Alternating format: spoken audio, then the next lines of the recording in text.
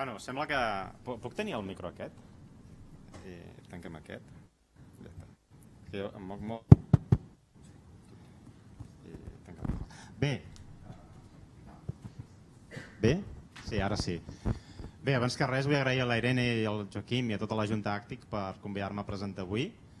La veritat és que la Irene em va dir una mica el que havia de fer i al final em va dir que fes una mica el que volgués, llavors jo li he fet cas i he fet el que he volgut.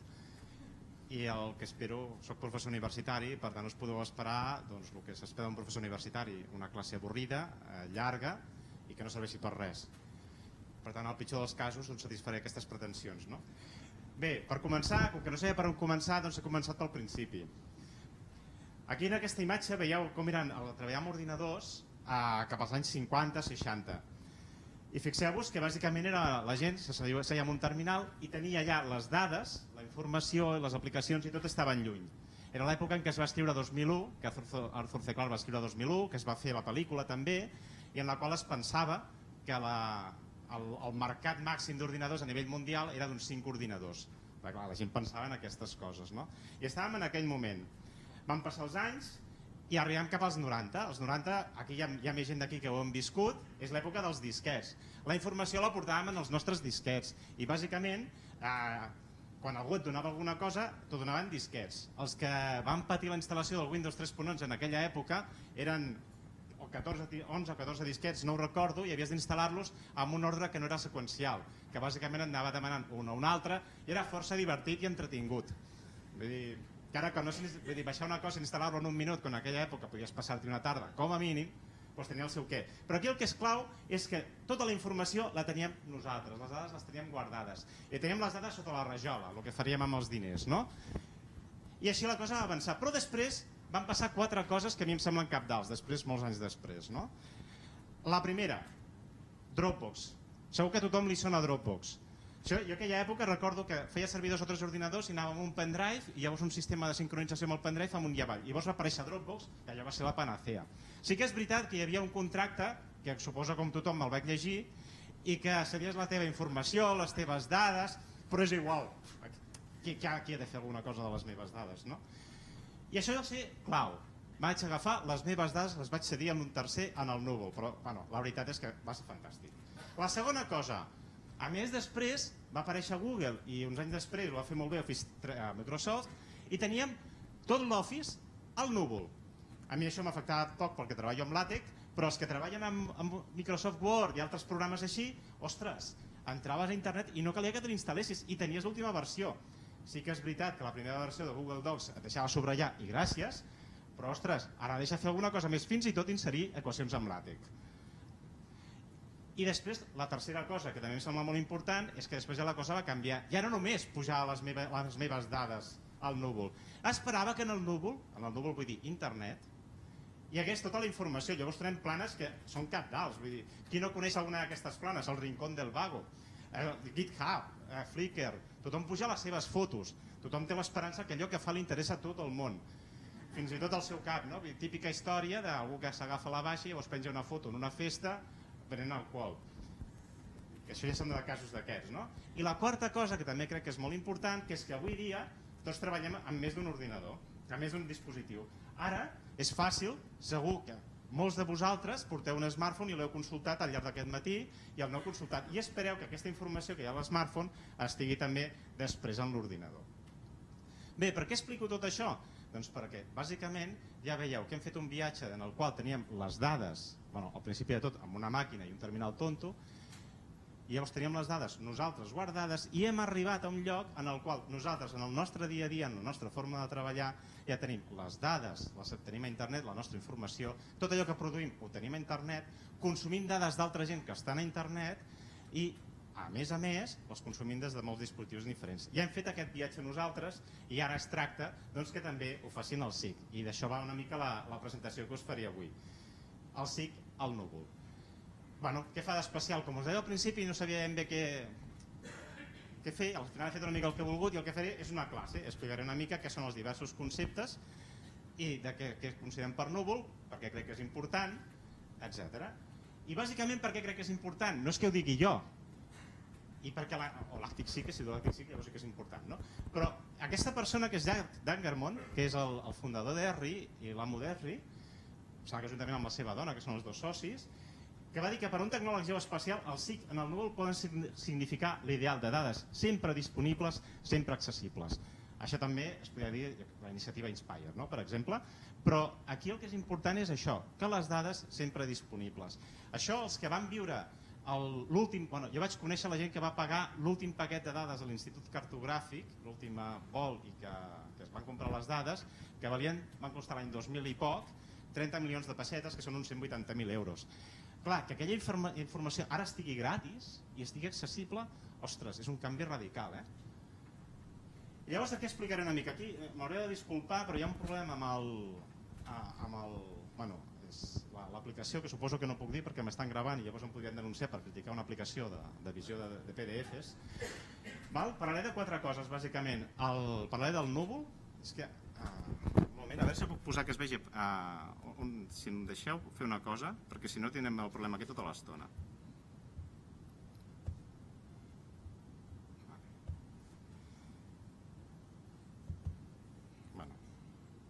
Ja està.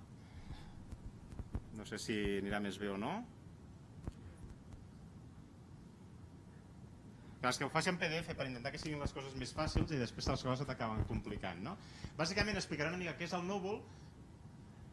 No es pot entendre des del meu punt de vista del que vull explicar el núvol sense el Big Data o el Data Science, que és el nom de moda ara. La barreja entre tots dos i us posaré alguns exemples. La idea una mica és... Clar, tot això d'aquí, estem en el Formàtic SIC, tot el que fem s'ha de pensar des del punt de vista de la informació geogràfica. Llavors, i ara no va això. Ara directament no va. Un moment,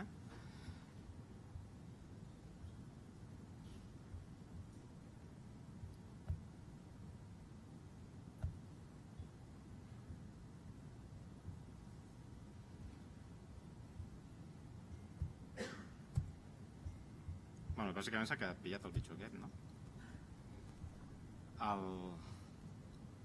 No...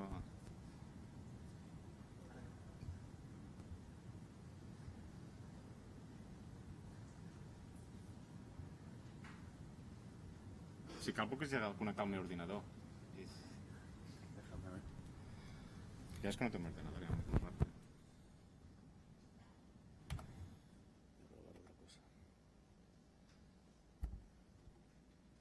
Bueno, molt sí que no volia molta història, però al final depèn de la màquina que tens aquí,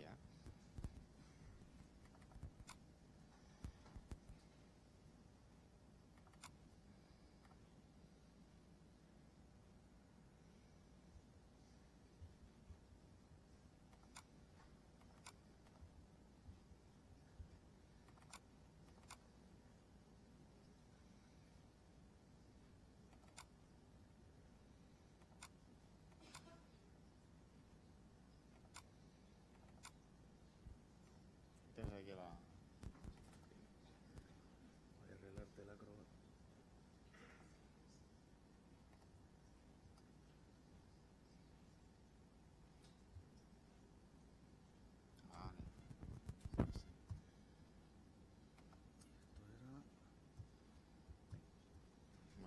Bueno, ara us convido a tenir un déjà vu. Ara sí. Bueno, bàsicament això, parlarem una mica del núvol, Big Data i diversos exemples. La primera cosa que hauríem de definir potser és què és el núvol. Abans el senyor Miranda ja ens ha fet una definició, que seria una mica l'estàndard, i aquí us voldria explicar des del punt de vista una mica més d'aplicació, no? El que seria, això és tot un procés que ens va fer un company nostre, que és en Víctor Velarde, fa uns anys, i llavors una mica separava el software en diversos elements, no? El software empaquetat, bàsicament el que teníem eren les nostres dades, el nostre programari, és a dir, el Word que ens instal·lem, o l'Smallgo, el Geomedia, l'Erri, el que vulgueu. Llavors, què tens també? Quan tu executes el teu programa tens un temps de procés, un temps que t'està ocupant la CPU, tens el sistema operatiu que hagis volgut posar, llavors connexió a xarxa, que és on de vegades pots baixar les dades, tens l'emmagatzemament, quant disc tu tens, i els processadors que tinguis. D'acord? Aleshores, això és una mica el que tindríem tot a l'ordinador. Què és la primera cosa que es va separar? Doncs diu, bueno, La primera cosa, que seria la infraestructura com a servei, l'IaaS, és separar tot el que és l'emmagatzemament i els processadors, que són les dues coses més cares, o podrien ser les més cares, ho externalitzem. I diem, bueno, això no ho guardo jo, que m'ho guardi un altre, i així no he d'estar comprant discos durs i no he d'estar preocupant-me que ara necessito una màquina més grossa per processar això, ni res de tot això, perquè, esclar, això que us he dit abans, comprar la cartografia del cartogràfic d'aquells anys eren una caixa de DVDs que sí, feien molt de goig, que la podies posar en una llibreria, però, ostres, ocupava molt i costava molt de processar. La següent cosa que es va fer, i dius, bueno, i aleshores, ja que t'he comprat els processadors i que te vaig enviant les dades, perquè no em fas tu el processament, que és el segon que es va externalitzar, tot el tema de la plataforma com a servei, que és, aleshores, jo allò tinc ja comprat l'emmagatzemament i he comprat els processadors i a més compro que m'ho processin en allà i compro el sistema operatiu. Vull dir, jo executo des d'aquí però ho envio tot cap allà. I l'última ja és quan ho externalitzo tot, ja seria el Google Docs, seria l'Office 365, que és agafo ja tot el programari com a servei, el software com a servei. Aleshores, del que es tracta és que aquí jo bàsicament tinc un terminal tonto i tot ho tinc al núvol.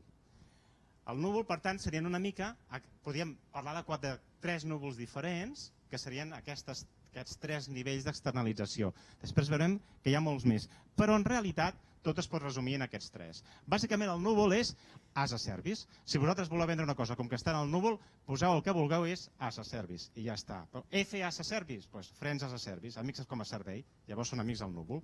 És així de fàcil.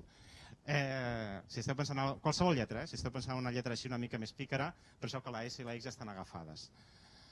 Aleshores, pensat com a servei, què vol dir? Doncs que fins ara hi ha molta gent que diu que teníem l'electricitat, de fet abans també ho ha dit el senyor Miranda, l'electricitat, l'aigua, el gas i la telefonia, i llavors tenim un 5è servei, que seria tot el que és el núvol. Us imagineu viure ara sense internet? Doncs seria una mica això, està pensant ja en l'internet com un servei bàsic d'accés universal. De fet, és que fins i tot per tractar amb l'administració moltes coses ja no les pots fer si no tens internet.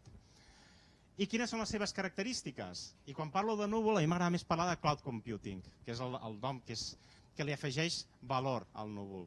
No és només que tinguis les coses en allà, com a núvol, sinó que també t'aporta valor des del punt de vista de la computació. La primera cosa és que ha de ser elàstic. És a dir, si jo necessito més processadors, allò m'ho ha d'oferir. Si contractant d'un servei que ha de donar-me, m'ha de processar en comptes de fotos d'1 giga, fotos d'1 tera, m'ho ha de donar. Jo no m'he de preocupar de comprar ni més processadors ni de comprar res més. Ha de tenir els recursos agrupats. És a dir, el que no pot ser és que jo agafi i dic, bueno, jo ara contracto en aquest, li pujo aquí a les meves fotos, vaig a fer el processament amb el mapa que el tinc en aquell altre servei, després no, vull dir, quan tu m'ofereixes m'has de donar una manera de poder agrupar els serveis, encara que jo m'hagi de fer després el software, però jo he de tenir una manera d'agrupar els serveis. És com tenir, no sé si ho he intentat alguna vegada, però és força complicat, tenir els documents en el OneDrive i processar-los amb el Google Drive. Hi ha una mena, tenen tots els ifs en allà, que si una cosa ve de Microsoft, Google no ho accepta, i si ve de Google, Microsoft no ho accepta. Doncs una mica passaria el mateix. Autoservei, és a dir, jo t'ho pujo, i bàsicament el que s'està oferint ara és que jo m'ho cuino tot. Vull dir, tu tens tot en allà i sóc jo que com a usuari accedeix en allà i decideixo què vull fer. També està accessible sempre han de ser 24/7. I l'última cosa, l'última característica que tenen és que acostumen a ser de pagament. Tots tenen un servei gratis i després un servei de pagament, que és el servei premium, que diríem. Llavors, quina és la gràcia de treballar en el núvol? Doncs que no t'has de preocupar de la potència de les màquines, ni d'actualitzar l'última versió. O sigui, suposo que tots recordeu migracions molt doloroses per passar d'una versió de Smallwood a la següent, per exemple, o la d'ArcGIS, o la de Geomedia, etc. És que vaig dient, però és que no podia dir tots els GIS. Però una migració sempre és dolorosa, que no t'has de preocupar. Tampoc t'has de preocupar de la mida de les dades. De fet, una de les dades que pots accedir aquí, al núvol, tens totes les dades que generen els satèl·lits. Fins i tot s'està creant actualment, i que ja existeixen algunes, bases de dades líder, amb tota la informació que contenen. Tot això ja ho tens accessible i no t'has de preocupar de comprar. Pots accedir fins i tot a una cosa tan cutre com un Chromebook d'aquests, que no té res. I tampoc t'has de preocupar, si no vols, no t'has de preocupar ni de desenvolupar aplicacions, perquè el núvol ja te les dona, que després al final posaré alguns exemples. No volia posar exemples d'aplicacions, però quan tenia la presentació acabada, dius, si fas aquí una presentació de GIS i al final no dius cap nom de GIS, doncs et linxarà tothom. I clar, no volia fer-ho perquè és com quan dius els agraïments i vols posar els noms de la gent, sempre tens por de descuidar-te algú, i segur que algú s'ofèn. Però el núvol és molt bonic, quan hi ha quants núvols per fer bonic, que diu el Tomàs Molina, però també de vegades s'ennuvola i tenim cels grisos, no? Perquè llavors t'has de preocupar de l'ample de banda. Clar, si te vas baixant fotos d'alta definició de satèl·lit, amb un mòdem de 56 cases d'abans, doncs més aviat no. Has de mantenir les teves dades, això sí, les teves dades són teves, i això sí que t'has de preocupar tu. I t'has de preocupar de generar-les, de pujar-les al núvol i de fer el manteniment que toca. I t'has de preocupar també de on afegeixes tu el valor afegit, perquè esclar, si ho externalitzes tot i tothom ho va fent, què passa amb Google Maps, no? Si la teva feina d'abans era generar cartografia, amb Google Maps, ostres, tu has de mirar-te ara on aportes el valor afegit. I això són coses que t'han de preocupar, però anem a veure. Algú de nosaltres renunciaria a l'aigua corrent, a l'electricitat o a volar en avió pels riscos que això representa? Doncs això és una mica el mateix. Vull dir, tot el que et dona supera amb escreix els riscos que puguis tenir. I què m'aporta? Bàsicament, sí que és veritat que hem dit tota una sèrie d'elements, però realment el que jo trobo, i això sí que és una apreciació personal meva, que per això he volgut afegir-ho, el que trobo que marca la diferència és tota la quantitat de dades que t'aporten. Dades i com tractar-les, les dues coses. De fet, moltes dades, el que seria Big Data, que per això he volgut afegir-ho, i amb el nom actual, que ja sabeu que això és molt típic, vull dir, una cosa té un nom, de fet el Big Data abans es deia Data Mining, els de Business Intelligence doncs, també després li van dir Business Intelligence, vull dir, el nom l'has d'anar renovant cada 2 o 3 anys perquè si no allò passa de moda. I ara, doncs, bueno, ara es diu Data Science. Val? I què és el Big Data? Bàsicament el Big Data es defineix per les 5 V baixes. El volum, o sigui, han de ser moltes dades, ningú no diu quantes, però han de ser moltes. Ha de ser molt ràpid, perquè és clar el que dèiem abans, vull dir, si tu fas una pregunta al Big Data i triga 10 anys a respondre-te-la, d'aquí 10 anys tranquil que això no em diu res. Per tant, has de poder accedir a les teves dades ràpid. Han de ser variades, vull dir, tenir una llista de dades i prou no t'aporta res. El que fa que el Big Data sigui interessant és que té dades molt diferents. Vull dir, per exemple, jo què sé, de consum de gelats, de temperatures i vés a saber què. És la típica història del data mining, no? Que consumir gelats augmenta el nombre d'ofegaments.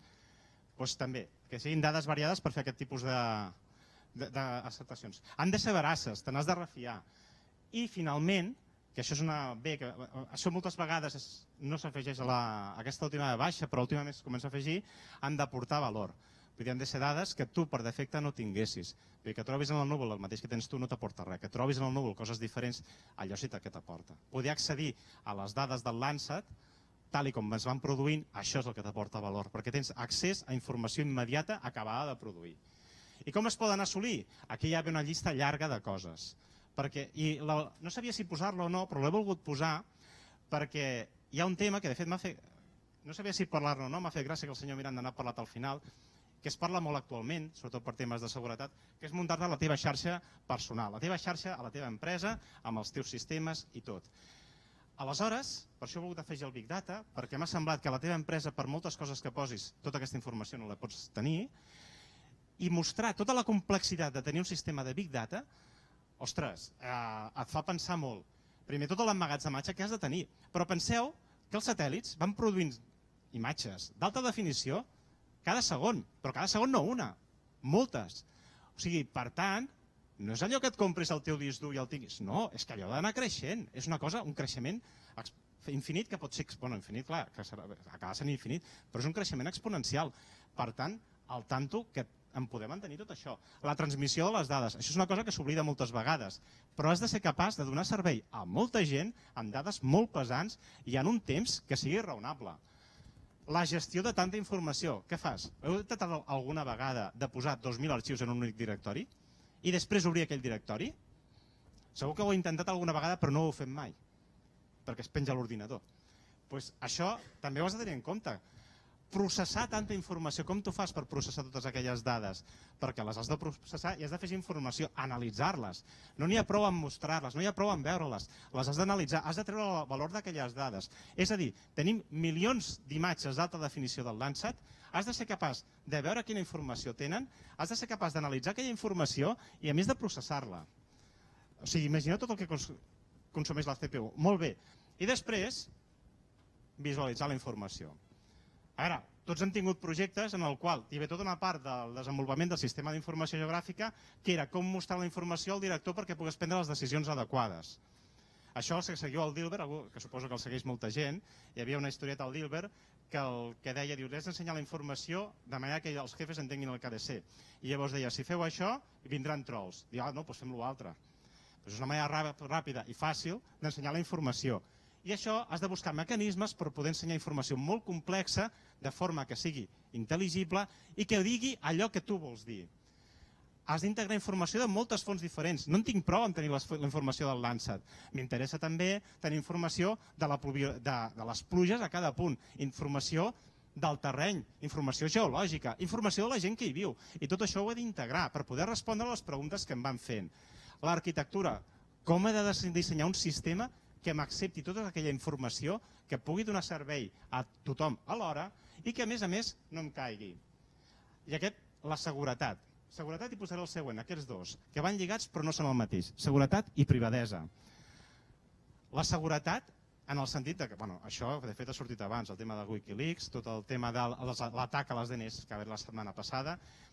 Vull dir, sí, estem pujant la nostra informació a internet, entenem que a ningú no li interessa la nostra informació, però no sabem què pot arribar a interessar.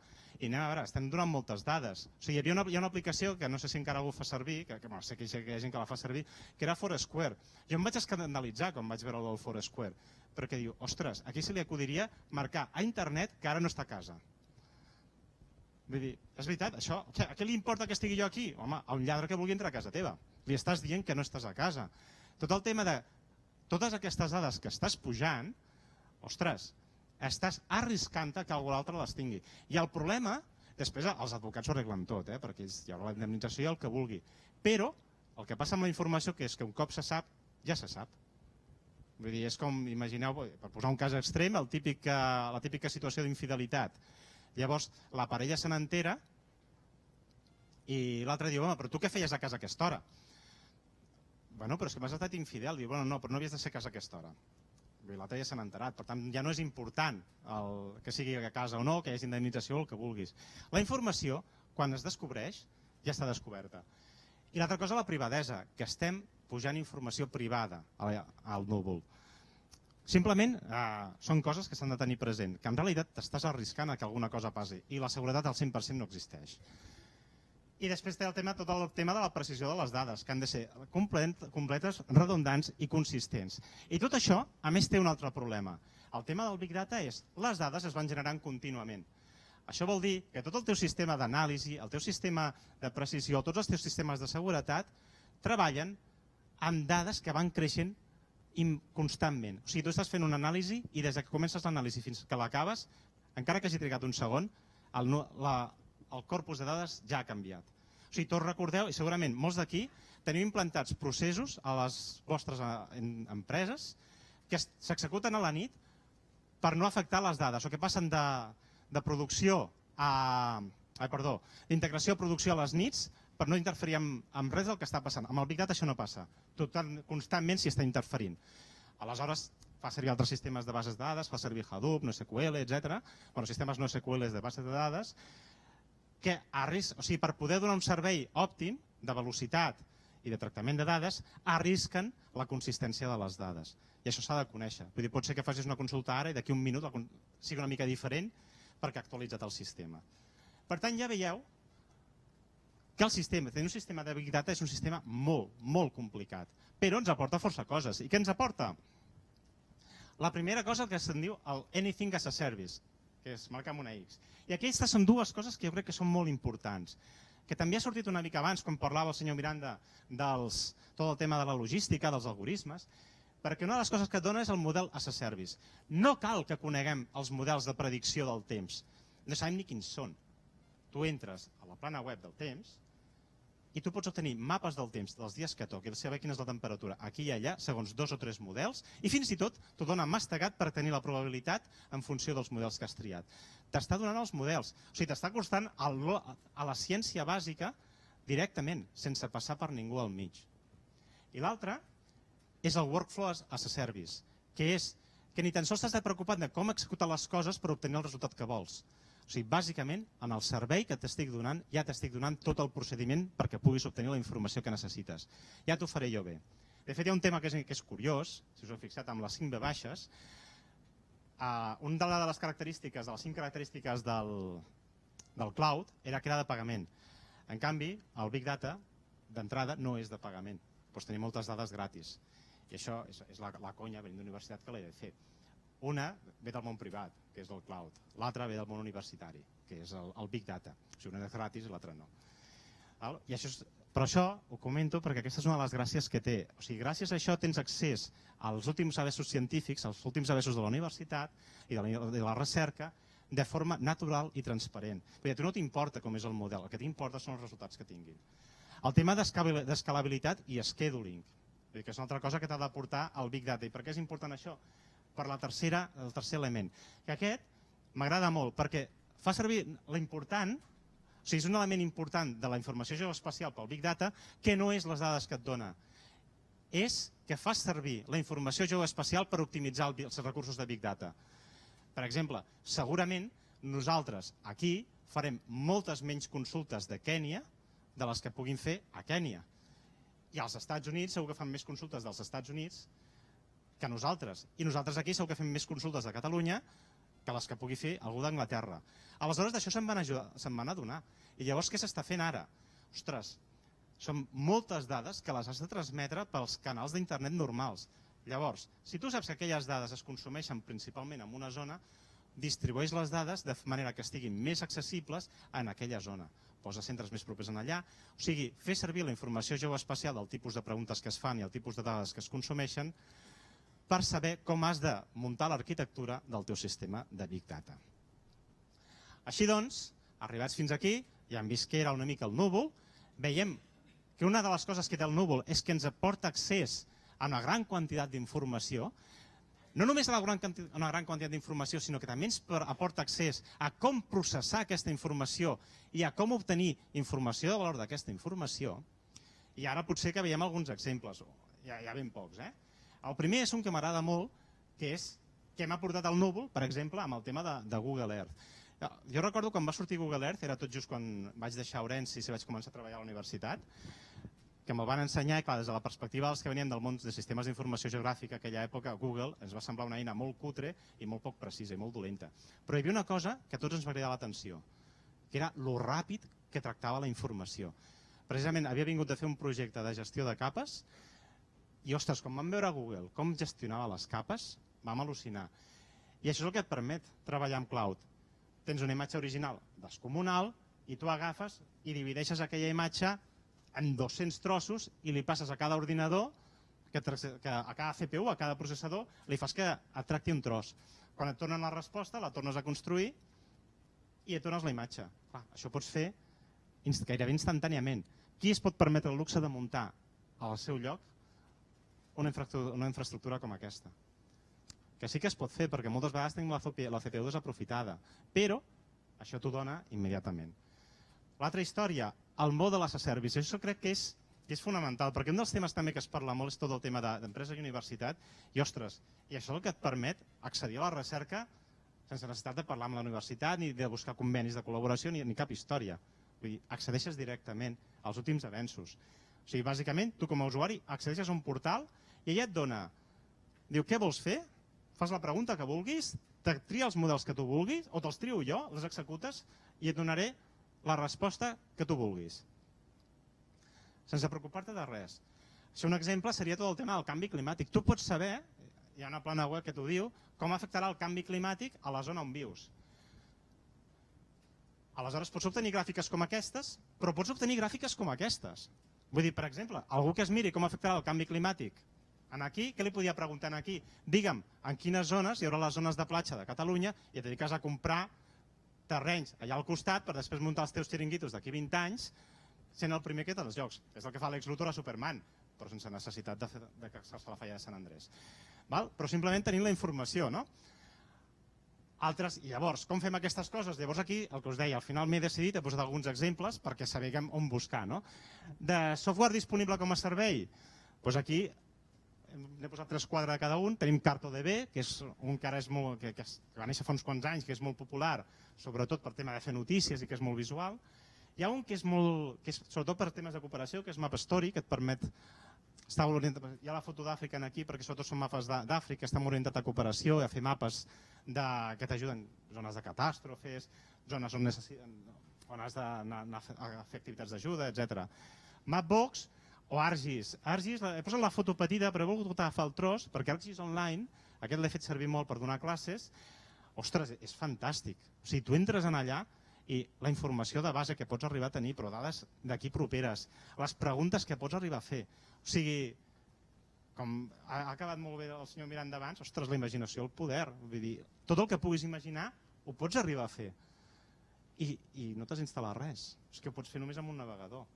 Plataformes as a service, serveis de geocodificació. Són aquests serveis, aquelles APIs, aquells sistemes que et permeten al teu programa fer preguntes a fora i tu no t'has de preocupar de programar-ho. El típic és fer servir tot el tema de geolocalització de Google Maps o d'OpenStreetMaps, etc. N'hi ha uns quants. Aquests et permeten això, descarregar una mica parts que tu no sabries com fer, que et costarien molt, doncs les encarregues a un servei. Aquí s'ha de vigilar molt els temes de pagament, perquè el tema de Google Maps del servei de geocodificació, però si et passes fent preguntes, aleshores o et facturen o te'l tallen. Aquí sí que s'han de llegir bé les dades. I llavors els serveis de dades o continguts, això és fantàstic. Aquí caldria afegir possiblement els servidors Inspire, però clar, n'hi hauria molts, i llavors he llegit uns quants, els típics, que són Google Maps, el d'Apple, el de Bing, el de Microsoft i, evidentment, OpenStreetMap. Però, esclar, ara sembla molt habitual, però només fa 15 anys havies de pagar molts diners per tenir la informació que ara aquesta gent et dona de forma gratuïta. Clar, que per això li donàvem les dades. Ostres, una empresa que és tan bona com per donar-me gratis aquesta informació, segur que no pot voler res dolent de mi, no? I llavors tu li cedeixes les teves dades de forma totalment gratuïta i altruista. Llavors, el tema de l'administració pública també s'ha posat les piles i llavors hi ha algunes iniciatives. Aquí s'ha posat una plana on hi ha diverses... La plana web que hi ha aquí sota, com que després de la presentació em sembla que es penjarà, que és una llista d'iniciatives de l'administració pública espanyola per tot el tema de cloud computing. I SARA vindria a ser la iniciativa del Ministeri d'Administracions Públiques per tot el tema de cloud computing a Espanya, que forma part d'un projecte europeu més ample, que és la iniciativa S-Testa. O sigui que l'administració també està muntant el seu sistema de cloud. Que ja veurem com acabarà, per tot el tema del manteniment i tot el que s'ha d'anar fent. I llavors aquí està plana, per si volíeu veure exemples. GIS-Cloud també és una altra aplicació, però hi ha una plana que hi ha un bloc amb tot d'aplicacions que s'han fet amb el cloud, que clar, és al·lucinant. I llavors, també a nivell de formació, ja hem arribat cap al final, vull dir, a nivell de formació, també ara les universitats ja estan entrant i llavors ja comença a haver-hi programes de cloud computing, de business intelligence amb la part de data science i la Universitat de Girona que ofereix també, a partir de l'any que ve, aquest programa de GIS Cloud ja directament. O sigui, ara ja és una cosa que ja ha vingut per quedar-se i ara el que toca és formar la gent perquè pugui treure informació d'aquestes dades, de totes aquestes possibilitats. Llavors, quina és la gràcia? Doncs que gràcies al núvol tenim accés a infraestructura, tenim accés a hardware, a dades actualitzades de tot tipus, a models de dades, a la recerca, als últims avenços científics, a programari, i això, la gràcia que té és que està a l'abast de tothom. O sigui, si abans una empresa petita, una startup d'una persona no es podia permetre fer el que feia una empresa molt gran, ara això no passa. Això, l'únic límit són les preguntes que et puguis arribar a fer. O sigui, si tu ets capaç de fer la pregunta per saber on has d'instal·lar els caixers d'una oficina, ostres, aquí hi ha negoci. O si has de saber on has d'instal·lar els forns de pa. I això ho pot fer també una persona al carrer. O sigui, el fort és que això està a l'abast de tothom. I què ens queda per fer? Doncs que en realitat la foto que us he anat explicant no és tan maca com sembla. I si mireu aquesta llista, en realitat queda per acabar una mica tot. De fet, millorar els processos de Big Data Mining, Això suposo que és una concessió a la barreja de noms. Abans es deia data mining, després el Big Data va matar el nom i va, posem-nos d'acord i diem Big Data Mining. Suposo que el següent seria Big Data Science Mining i llavors així tothom content. Tot el tema de la gestió del risc, d'aquí, sobretot el tema de la seguretat, jo crec que potser el més crític actualment és el tema de la seguretat i gestionar tota la part de serveis per Internet of Things i dades de mòbils. Aquestes dades s'estan entrant molt, s'estan tractant molt totes les dades de Twitter, de Facebook, totes les coses que es fan a través del mòbil es tracten, però es considera que encara estem a les beceroles del que podríem arribar a saber. Tots veiem, quan hi ha el Mobile World Congress, CartoDB fa la típica plana d'on hi ha hagut les transaccions amb targeta a Barcelona i llavors veus el moviment de la gent. Però és clar, és que això ja estem començant, fa molts pocs anys que s'està treballant. I llavors, per acabar, volia tornar a la foto aquesta que hi va al principi de com estem ara, que estem treballant amb ordinadors que poden ser o no potents, barrejats amb el mòbil, i ara ternim les dades al núvol. És una mica el que passava a la primera foto del principi, que estem treballant amb un terminal que pot ser tonto i totes les dades estan separades. I jo que crec que l'única cosa en comú d'aquests dos, en realitat, és que cap dels dos es podia imaginar tot el que pot arribar a fer amb el canvi que està vivint. I això és tot.